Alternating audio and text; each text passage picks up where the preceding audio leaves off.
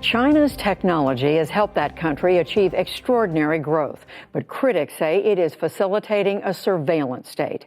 Tonight, we begin two stories focusing on Chinese technology. It's part of our series, China, Power and Prosperity. With the support of the Pulitzer Center, Nick Schifrin begins in a remote area that is becoming more connected. In China's Lipu Mountains, past rolling hillside farms, the remote city of Guilin is nestled into a valley and built along a riverbank that's been inhabited for 10,000 years. Today, this old town is getting older. The population is older and often needs medical care. The closest hospital is far, so on this day they line up for a mobile clinic on a bus.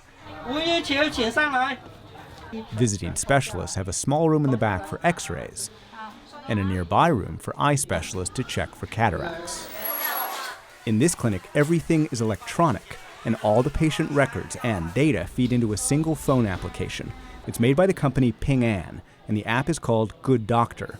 Local doctor Luo Jiangshang says the technology changes everything. Before we had this platform, patients had to go so far away. It was a big burden. Now, with this platform, it saves both money and time. For decades, a country that suffered from widespread rural poverty relied on so-called barefoot doctors to provide remote areas medical care. Today, technology, from medicine to telecommunications to artificial intelligence, is helping transform the country. China is quite unique because it's been a rapidly developing country. So we have very varying, uneven distribution. Technology helps to bridge those gaps and deliver service, particularly in an environment like this. Jessica Tan is the co-CEO of Ping An, who's building towers over Shenzhen, China's Silicon Valley. Ping An boomed financially into the world's second largest insurance company, but now it's celebrating by turning old insurance into new tech.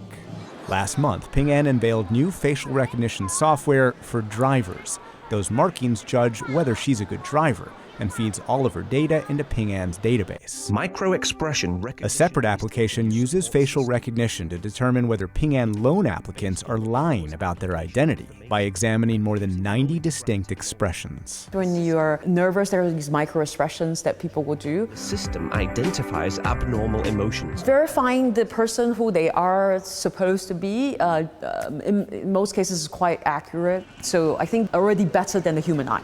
And those human eyes, China's 1.4 billion citizens, are now entering more and more data on their phones. And in China, it's big data. Ping An's healthcare app has 250 million users. Ping An's car accident app that can automatically assess and cost damage has 200 million users. And China has developed so recently, the majority of all of those users have never owned cars or borrowed money or earned a credit score. So to choose loan applicants, Ping An's developed a social credit score based on all of the data users enter into their phones. Having the expertise to change that series of raw information to actually a credit report or score that people trust. So we're able to do that based on your mobile phone bills, your shopping records, right? You do splurge on your spending. If you have a good credit record, you get the loans faster at a cheaper rate. So I think the idea is that there's incentive for people who have nothing to hide to want to share. But in communist China, who decides who has nothing to hide? Like Ping An, the government is now converting data on its citizens into social credit scores. It's called Sharp Eyes, and those eyes are electronic thanks to the world's most advanced surveillance. The 5 most surveilled cities in the world are Chinese. China now has more than 200 million cameras, including at the entrance to an international conference. And cameras use software that recognize not only faces, but also how people walk, and can then track their location as they move. That allows cameras to judge behavior. In Shenzhen, cameras watch this intersection. If people jaywalk, they're publicly shamed when their faces are displayed on the screen. Do you think because that camera is there, more people cross legally? Of course, they're afraid to be seen doing something inappropriate, so they will change their behavior. If you jaywalk, it reduces your credit score. For example, if you cross the red light, your score would be reduced by 2 to 3.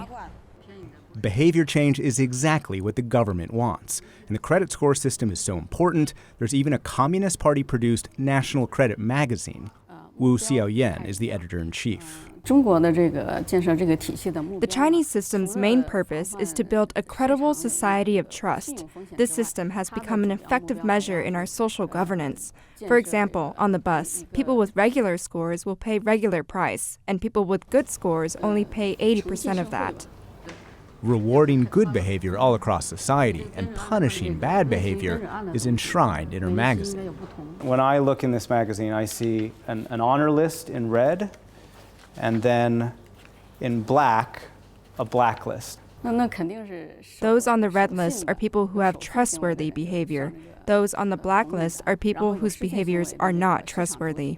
Does it work? Does rewarding people who act well and punishing people who act badly make more people act well? Of course it works. And something about that question made her uncomfortable. She and her staff walked out of the interview and the newsroom, but the microphones were still rolling and recorded their conversation about my questions. What kind of question was that? Don't talk about the government. Talk about companies, businesses. We need to be calm. We cannot refuse to be interviewed. Not too rigid or serious. 10 minutes later, she did come back to finish the interview. Everything okay?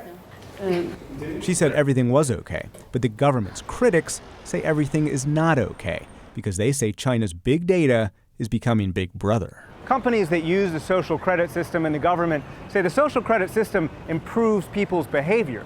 But critics say that the government can use the social credit system to target and penalize anyone who opposes or criticizes the Communist Party.